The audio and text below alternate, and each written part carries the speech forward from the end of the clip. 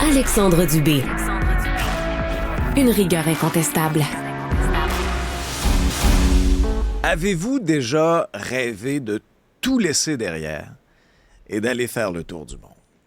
Eh bien, un couple de Repentigny a décidé de vendre leur maison et de réaliser un grand rêve, c'est-à-dire parcourir 5 continents en un an.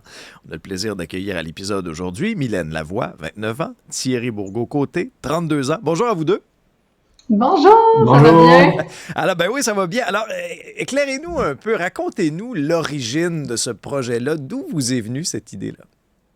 En fait, en réalité, quand on s'est rencontrés, nous, on était deux passionnés de voyage. Je pense que c'est vraiment ce qui nous a mis ensemble. Puis, on a toujours voyagé, fait des voyages de, 2 semaines, 3 semaines. Puis, on a eu l'idée de vouloir partir un 3 mois. Et finalement, en lisant le Why Café, je me suis rendu compte que moi, ça m'allait pas, le 3 mois, c'était pas assez. Donc, j'ai eu la discussion, puis j'étais comme, hey, on pourrait partir un an, ça serait extraordinaire. Qu'est-ce qui est venu vous chercher dans ce livre-là, Mylène? Il y a certaines citations qui ont résonné, je pense? Ouais, c'est qu'il pose vraiment des questions existentielles. Tu sais, pourquoi t'es ici, mais pas juste pourquoi t'es ici tu sais, pourquoi t'es ici, c'est genre pourquoi tu vis, c'est quoi ta vraie raison de vivre et tout ça. Puis je me suis rendu compte que pour moi, c'était le voyage. Je me sens jamais aussi bien que quand je suis en voyage. Je pense, je rêve, je vis du voyage. Et on le fait 1 à 2 fois par année. On est déjà très chanceux, mais pourquoi pas le faire plus, dans le fond. Ouais. Fait que c'est là qu'on Thierry, maintenant, comment vous avez fait pour établir aussi la liste des destinations? Ben, pour la liste de destinations, ce qu'on a fait, en fait, c'est qu'on se disait, bon, chacun a ses goûts, chacun a ses envies d'aller dans certains pays. Donc, ce qu'on a fait, c'est qu'on s'est fait une liste de 20-25 pays chaque. Puis après, on a regroupé ensemble, chacun de notre côté, en fait. Puis après, on a regroupé ensemble, puis on s'est dit, OK, voici les 10-15 pays qu'on a chacun sur notre liste. Donc, allons faire ceux-là. Puis après ça, on va voir. Puis on s'est rendu compte que finalement, 10-15 pays en un an, ça va vite. Disons qu'on passe vite sur des pays. Donc, on va peut-être en faire moins, peut-être plus, on ne le sait pas encore. Mais dans le concret, c'est quand même une grosse décision, là. L'emploi, la maison. Est-ce que ça a été plus compliqué que prévu au niveau même de la paperasse ou quoi que ce soit? Comment vous avez vécu l'organisation de tout ça? Oui, beaucoup plus que prévu, même encore en ce moment, justement, côté paperasse, tu sais, tout ce qui est assurance, on parle de RAMQ, on apprend à tous les jours des choses que, ça, on n'a pas pensé à ça, faut faire ça. La vente de la maison aussi, ça a été un petit peu plus long que ce qu'on pensait. On est dans un marché moyen en ce moment. Fait que, ouais, c'est complexe. Ouais. Comment vos employeurs ont reçu la nouvelle?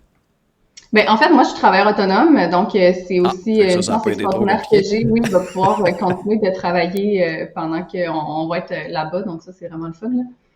Moi, c'est encore en processus de discussion, disons, pour une sabbatique. Donc, c'est pas encore final, mais j'ai bon espoir que ça fonctionne bien. Est-ce que c'est quand même une espèce de saut dans le vide de dire, vous étiez quand même établi dans la vie avec une maison, puis après ça, tout laisser derrière et devoir ultimement recommencer tout ça à votre retour? Avez-vous un peu l'impression de vous lancer dans le vide? On a vraiment 2 opinions différentes par rapport à ça. Thierry est un petit peu plus... terre à terre, on va dire, là-dessus. Fait que pour lui, il avait l'impression justement d'un peu plus reculer dans la vie. Pour moi, vraiment pas. Je me dis, à 29 ans, avoir une maison, surtout avec l'économie, comment ça se passe en ce moment, c'est une chance absolument extraordinaire. Puis c'est pas tout le monde qui en a une. Donc, de revenir à 30 ans, puis de juste acheter comme une autre maison, finalement, je vais être encore sûrement à l'avance de beaucoup de gens. Fait que ça me stresse pas du tout de ce côté-là, là. Avez-vous budgété un cadre? Est-ce que savez-vous combien ce périple-là à travers les 5 continents va coûter? On a regardé un peu à travers différents comptes, justement Instagram, TikTok, etc., pour voir, puis même sur des blogs en ligne, pour voir combien ça pourrait coûter. On s'est fixé un budget de 60 000 pour les deux pour l'année. On pense que ça va être un défi assez difficile, mais on veut rester plus longtemps en Asie, justement, parce que c'est des pays qui coûtent un peu moins cher, donc on va essayer de diminuer notre coût quotidien dans ces pays-là. Le départ est pour quand? Le départ est visé pour le 24 septembre. Exact. Oh, OK, ça s'en vient. Et le retour en septembre 2025. On pourra vous suivre, je pense, sur les réseaux sociaux aussi, hein? Oui, oui, c'est ça. Ben, en vue de ce projet-là, je me suis rendu compte qu'il n'y avait pas beaucoup d'informations québécoises, canadiennes, avec des prix justement canadiens, les assurances ici, comment ça se passe. Fait que Mhm.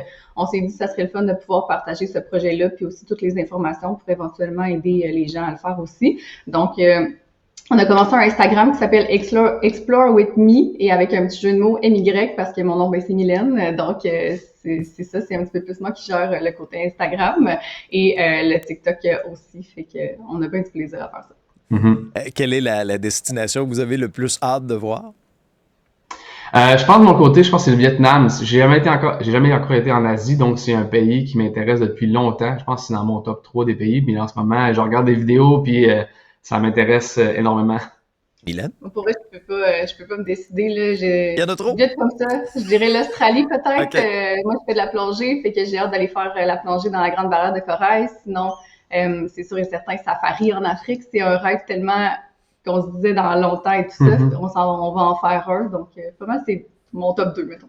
Alors, on va vous suivre avec intérêt. Mylène et Thierry, merci beaucoup pour votre participation à l'épisode aujourd'hui. Merci. Merci.